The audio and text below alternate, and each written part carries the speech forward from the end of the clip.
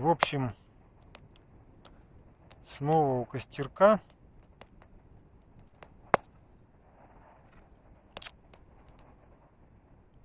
Снова хотелось бы что-нибудь интересное сказать. Смотрю на всю эту политику, которая сейчас происходит. На самом деле, скажем так, у меня как раз была такая более неястребиная позиция. В том смысле, что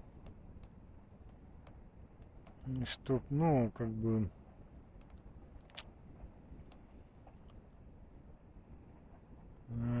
такое ощущение, что происходит какая-то такая большая игра в шахматы в мировой политике. Потому что вот смотришь так, то есть есть одна часть — это спецоперация, а другая часть — это то, что происходит, вообще говоря, в мире. То есть мы смотрим, что происходит в мире, и видим какие-то интересные вещи. Ну, то есть, если наблюдать, постоянно что-то происходит. Это как будто вот движение фигур в шахматах. Когда-то там пешки идут, скажем,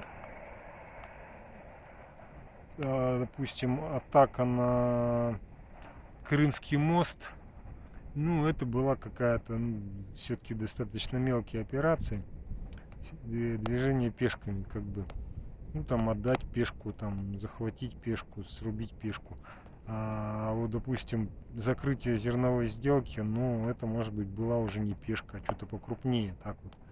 Что может оказать влияние на весь ход вот этой вот международной политики. Ладно, пока я закончу.